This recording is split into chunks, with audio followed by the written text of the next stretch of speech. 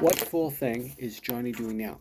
Well, here we go. Lee Hacklin, private investigator in Tyrant and Tyrave, Chapter 13. How I do love a good get together. Ha! Kevin, I'm in your debt. Look up Useful Idiot in your Webster's and you'll find Hank's picture. His number was up anyway. I've never met a man who put so much effort into trying to be all things to all people. My mama said it best, not safe for work. The best way to piss everybody off is to try and make everybody happy. Hacklin, I hung out at the Derryville Library today to find out a thing or two about you. Your name pops up in the New York Times a lot. My picture, too, can you blame them? Kevin, Sheriff Hamilton, Oberon Horn, and yours truly were seated around a huge circular table in a room made of stone. I felt like Sir Galahad. There was a roast chicken on a silver platter, a bowl of mashed potatoes, and 3 bottles of champagne in a metal bucket. Horn was the only one eating and imbibing and enjoying himself. Hamilton was squirming in his seat. His uniform shirt was sweat soaked. He looked at Kevin and asked him, "Did you really kill your brother?"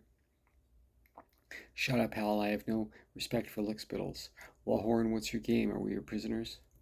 "Heck no, you're my honored guests.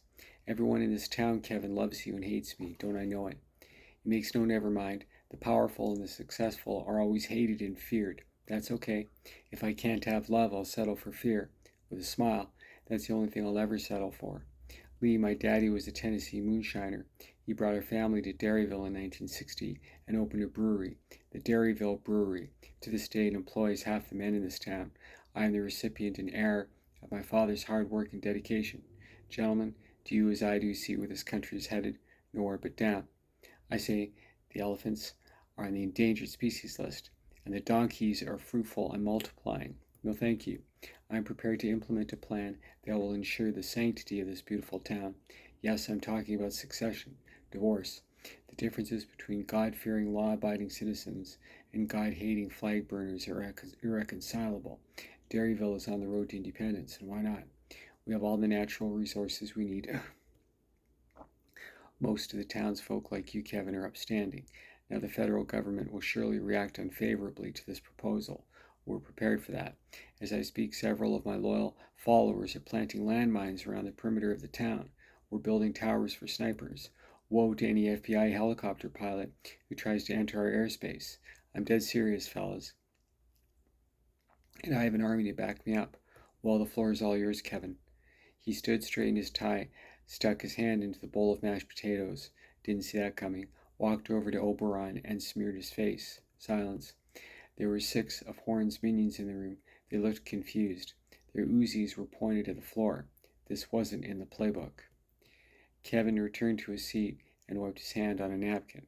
Horn took off his blazer, wiped his face, and dropped it to the floor. He pushed a button under a table. The stone wall, which wasn't a stone wall after all, rose. Marnie, Penny, and Scott Buchanan were behind a glass partition. Their wrists were handcuffed to 3 chains affixed to the ceiling. Horn laughed and said, "Go take a look." Hamilton remained seated while an ashen Hank and I walked up to the partition. His family was standing on a glass floor. Underneath the floor was a shark. Enough. Thanks for watching. Don't forget, God loves you, and so does Johnny. Yeah.